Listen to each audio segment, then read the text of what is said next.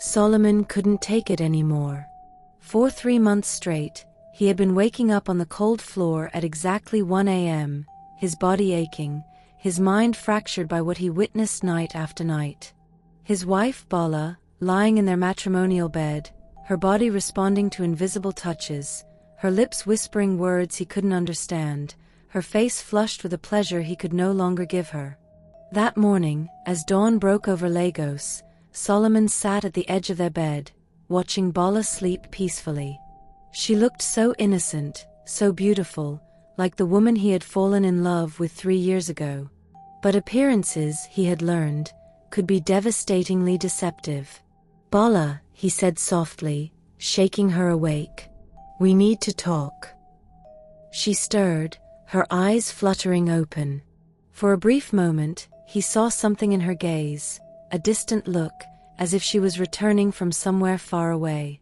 Then she smiled at him, that warm smile that used to make his heart race. "Good morning, my love," she said, reaching for his hand. He pulled away. "Don't. Just don't." The smile faded from her face. "Solomon, what's wrong? What's wrong?" His voice rose, years of frustration finally breaking through. "What's wrong is that I'm losing my mind, Bala. Every single night, I watch another man, or whatever he is, take what belongs to me. I watch you enjoy it. I watch you smile in your sleep like you're the happiest woman alive. And when you wake up, you act like nothing happened." Tears spilled down Bala's cheeks. "I don't know what you're talking about. I swear, Solomon, I don't remember anything. When I sleep, I just dream. Dream." Solomon laughed bitterly. "Is that what you call it? Tell me, Bala, what do you dream about?" She hesitated, her fingers twisting the bedsheet. I dream of a garden. White flowers everywhere. And there's a man." "A man," Solomon repeated, his voice hollow. "Of course there's a man. But it's just a dream." Bala insisted, grabbing his arm. "Solomon, please, you have to believe me. I would never cheat on you. I love you." He looked into her eyes, searching for the truth. Part of him wanted to believe her, wanted to wrap his arms around her and forget everything he had seen.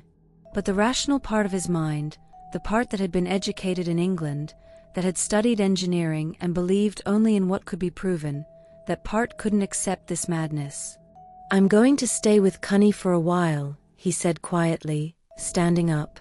"I need space to think." "No, Solomon, please."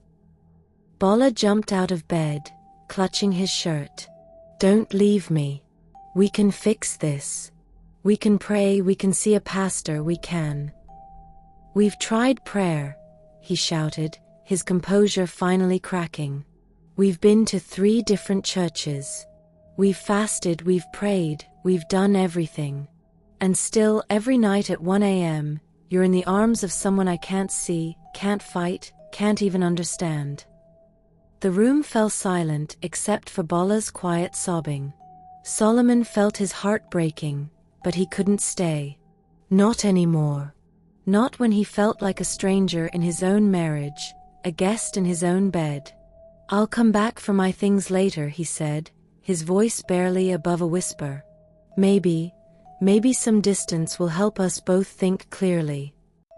As he walked toward the door, Bala collapsed on the floor, her cries echoing through the empty apartment. "Please, Solomon. Don't abandon me. I need you." But he kept walking, his vision blurred by tears he refused to let fall. He didn't see the shadow that darkened their bedroom window, didn't hear the whisper that curled through the air like smoke. Finally. "Now she is truly mine alone." By noon, Solomon had packed a small bag and moved into Cunny's 1-bedroom apartment in Surulere. His friend had been understanding, offering him the couch and a beer without asking too many questions. But that evening, as they sat watching football, Cunny finally spoke. "You want to tell me what really happened?"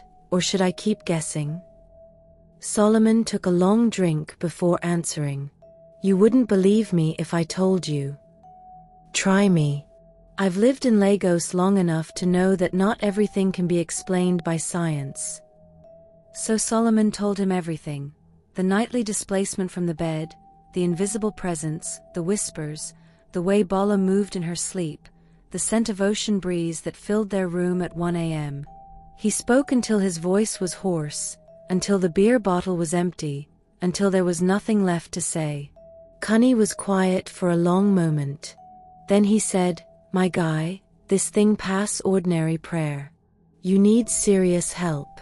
The kind that comes from people who understand these matters. I don't believe in all that juju nonsense, Solomon protested weakly.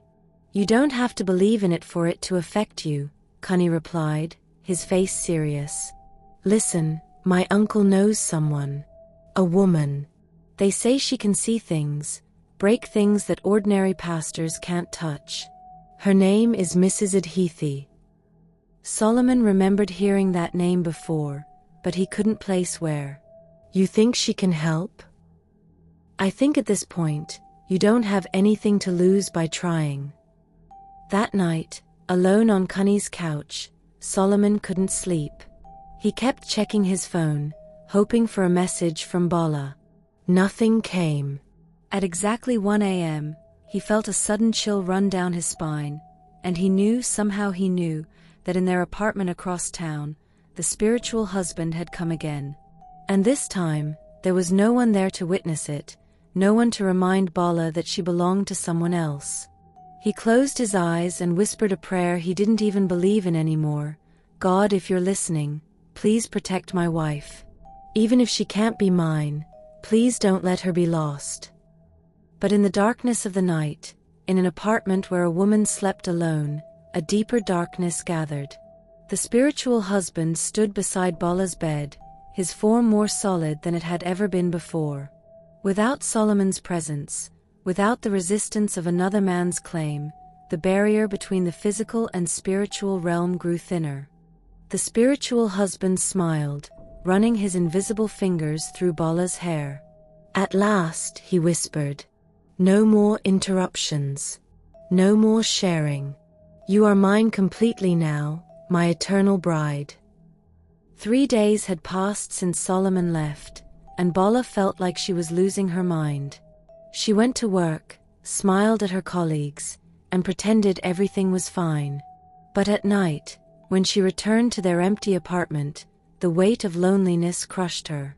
She had called Solomon 17 times. He hadn't answered once. On the 4th morning, she woke up with a strange sensation, a fullness in her belly that hadn't been there before. She rushed to the bathroom and stared at herself in the mirror. Her stomach looked slightly swollen, and her breasts felt tender.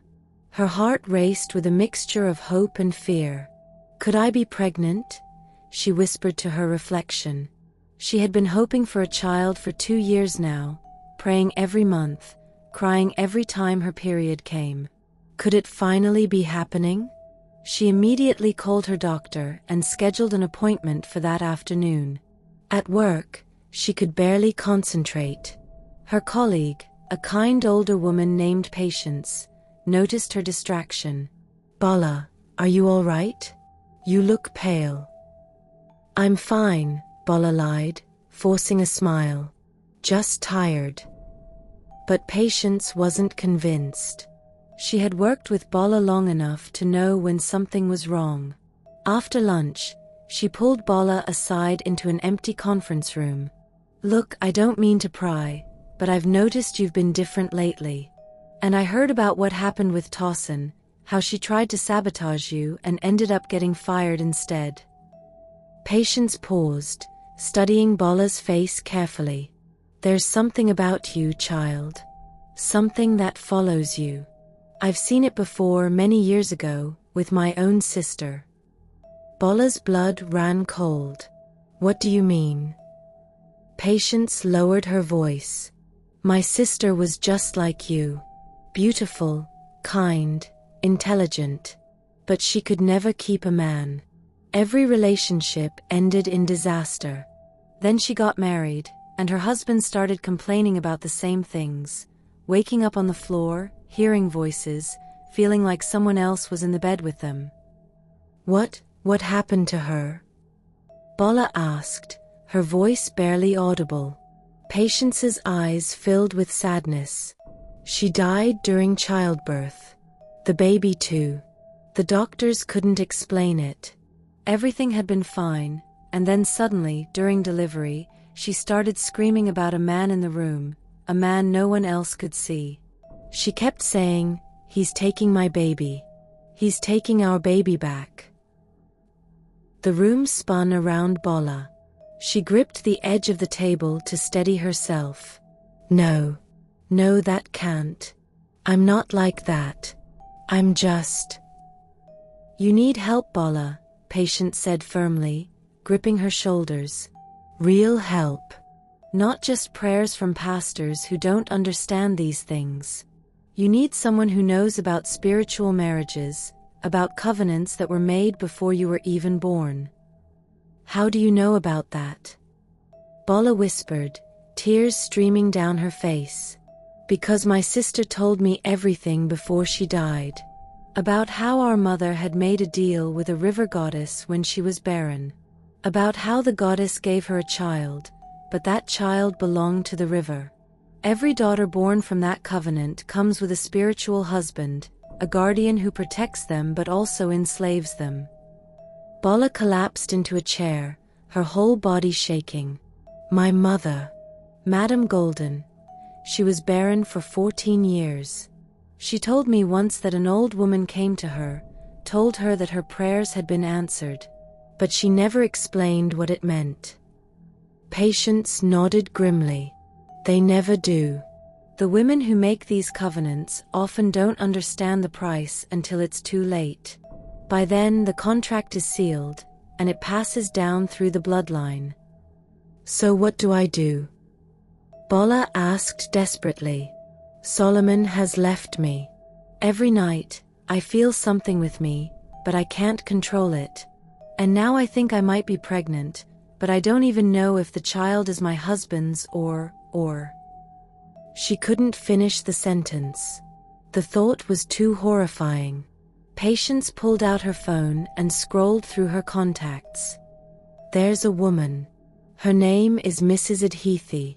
She works in HR at a company across town, but that's just her day job. At night, she helps people with problems like yours. She helped my cousin once, saved her marriage. Let me call her for you. That afternoon, instead of going to her doctor's appointment, Bola found herself in a small, quiet office in Ikeja. Mrs. Adhethi was nothing like she expected. A calm, middle-aged woman with intelligent eyes and a gentle smile. She didn't look like a spiritual warrior or a witch doctor. She looked like someone's favorite aunt. Sit down, Bola, Mrs. Adhethi said, gesturing to a chair opposite her desk. Patience told me a little about your situation, but I want to hear it from you. Start from the beginning. Don't leave anything out. So Bola told her everything. About her mother's barrenness, about the old woman who appeared to Madame Golden, about the strange dreams she had as a child, about the shadow that protected her, about the boys who ran away, about the wedding dream, about Solomon waking up on the floor, about the nightly visitations. She spoke for over an hour, and Mrs. Adhethi listened without interrupting, occasionally making notes on a pad of paper. When Bola finally finished, exhausted and emotionally drained, Mrs. Adhethi put down her pen and looked at her with a mixture of compassion and concern. You are carrying a child, she said simply. Bola's hand flew to her stomach. How do you know? I haven't even taken a test yet. I can see it. But Bola, you need to understand something very important. Mrs. Adhethi leaned forward, her expression grave. The child you're carrying is not your husband's. The words hit Bola like a physical blow. No, that's impossible. Solomon and we've been trying for 2 years. I know. And the spiritual husband made sure you couldn't conceive with your earthly husband. He was waiting for the right moment, waiting until the bond between you and Solomon weakened enough for him to claim you completely. Mrs. Adhethe's voice was gentle but firm. The child in your womb was conceived in the spirit realm. It belongs to him. Bola felt the room closing in on her. What happens if I keep it? If you carry this child to term, it will bind you to the spiritual husband forever. The covenant will be sealed in blood, and you will never be free. Your earthly marriage will be destroyed, and eventually, like so many women before you, you will be pulled completely into the spirit realm. You mean I'll die? Bola whispered. Mrs. Adhethe didn't answer directly. There are worse things than death, child. There is a living death, where your body walks the earth but your spirit is trapped elsewhere. I've seen it happen. Then what do I do? Bola's voice cracked with desperation. How do I get free? Mrs. Adhethe was quiet for a long moment, her fingers steepled under her chin. There is a way, but it's dangerous. We would have to confront the spiritual husband directly, break the covenant at its source. It would require going back to where it all began, to the place where your mother made the original deal. You mean the lagoon, Bola said, remembering her mother's story. Yes. But Bola, you must understand, if we do this, the spiritual husband will fight back. He won't let you go easily. He's protected you, provided for you, removed every obstacle from your path. In his own way, he loves you. And that makes him more dangerous than any demon or evil spirit. I don't care, Bola said, her voice hardening with determination. I want my life back. I want my husband back. I want to be free. Mrs. Adhethe studied her for a long moment, then nodded slowly. Very well. But we'll need your husband there too. The spiritual husband's claim is strongest when you're alone. If Solomon stands with you, if he fights for you, it might give us the edge we need. He won't come, Bola said miserably. He won't even answer my calls. Then make him understand, Mrs. Adhethe said firmly. Tell him everything I told you. Tell him that if he loves you, if he truly wants to save your marriage, he needs to fight for you. Not with his fists or his education, but with his faith and his commitment. That's the only weapon that can defeat a spiritual husband, the unwavering love of an earthly one. As Bola left Mrs. Adhethe's office, the sun was setting over Lagos, painting the sky in shades of orange and purple. She clutched her phone in her hand, staring at Solomon's number. She had to make him understand. She had to make him come back. But as she was about to dial, her phone buzzed with a text message from an unknown number. He's mine. You can't escape me. If you try, I'll destroy everyone you love, starting with him. Bola's blood turned to ice. The spiritual husband was watching. He knew about Mrs. Adhethe. He knew about the plan. And he was ready to fight back. Solomon was drunk when Bola finally reached him. She had called Cunny, begging him to put Solomon on the phone, and when he finally answered, his voice was slurred and bitter. The world became a blur of pain and chaos. Solomon caught Bola as she collapsed. No, no, no, he shouted, looking desperately at Mrs. Adhethe. What do we do? Mrs. Adhethe moved with swift purpose, opening the clay pot and spreading its contents, a dark mud-like substance, around Bola's prone body in a circle. The elderly woman in white began to chant in a language that sounded ancient, primordial, like the first words ever spoken. The spiritual husband is trying her womb, Mrs. Adhethe explained rapidly as she worked. It's a spirit child, born from a spiritual union. He can take it back whenever he wants, but doing so will kill her in the process. Then stop him. Solomon roared, cradling Bola's trembling body. Her face had gone deathly pale, her breath coming in short, agonized gasps. "I'm trying," Mrs. Adhethi said grimly. "But understand this, to save her life, we must go to the source. We must go to the lagoon where the original covenant was made. That's the only place where it can be properly broken. And we must do it tonight, before the child is fully taken." Solomon didn't hesitate. "Then let's go. Now." "It's not that simple," the elderly woman spoke for the first time, her voice surprisingly strong. "The lagoon is in Ape, almost 2 hours from here. And the spiritual husband will fight us every step of the way. He knows what we're planning." As if to confirm her words, a sudden wind tore through the apartment, shattering windows and sending furniture flying. The spiritual husband's form grew larger, more solid, his rage palpable in the air. "You cannot take her from me," he bellowed. "I have loved her since before she drew breath. I protected her, provided for her, kept her safe from every danger. What has he done?" He pointed at Solomon with contempt. "He's been here for 3 years. I've been here for 30. She is mine by right of first claim. You're killing her." Solomon shouted back, his own fury rising to match the spiritual husband's. "If you love her so much, why are you doing this?"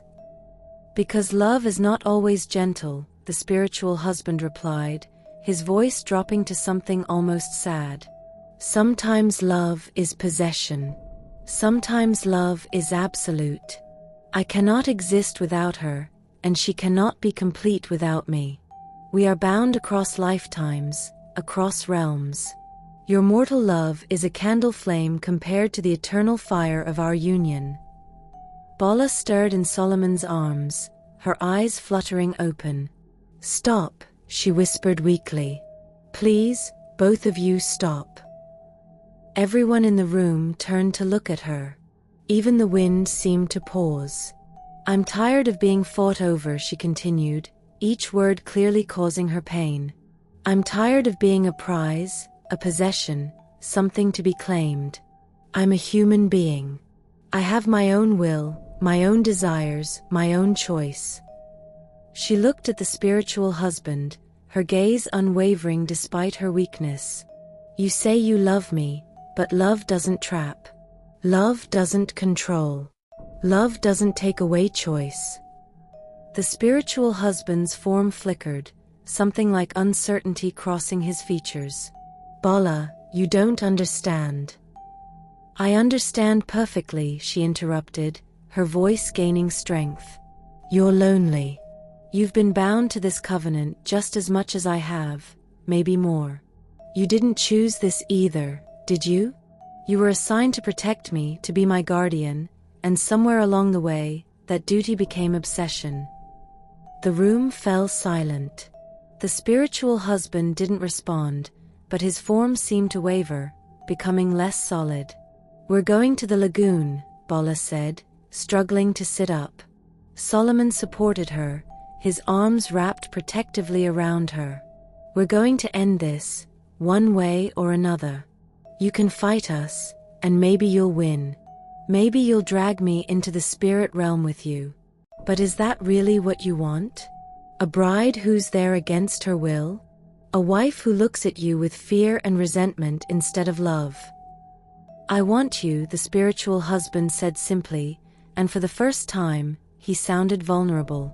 "That's all I've ever wanted." "Then let me go," Bala whispered. "If you truly love me, give me the chance to choose. Come to the lagoon. Face the covenant honestly. And let's end this the right way." The spiritual husband stared at her for a long moment, then his form began to fade. But before he disappeared completely, his voice echoed through the room, "I will be waiting at the lagoon.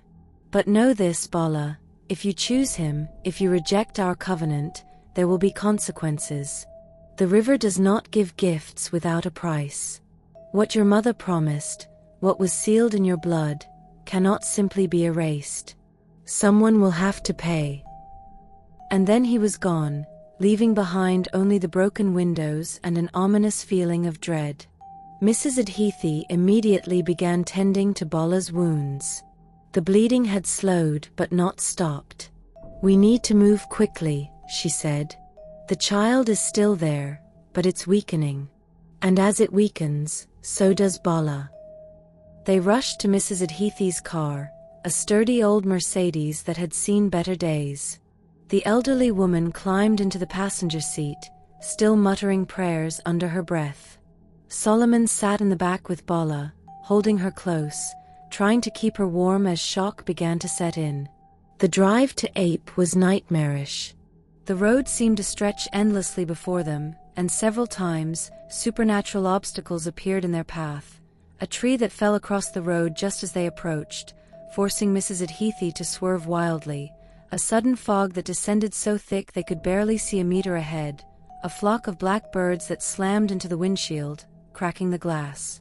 But Mrs. Adhethi drove with the determination of someone who had faced such obstacles before. The elderly woman's prayers seemed to clear the path just enough for them to continue forward. In the back seat, Bala drifted in and out of consciousness. During one of her lucid moments, she grabbed Solomon's hand and squeezed it tight. "If something happens to me..." "Don't talk like that," Solomon interrupted, his voice breaking. "What is your view about this story? Where are you watching from? Would you like to see the next part? Do well to let us know in the comments below. And don't forget to like, share, and subscribe for more interesting stories.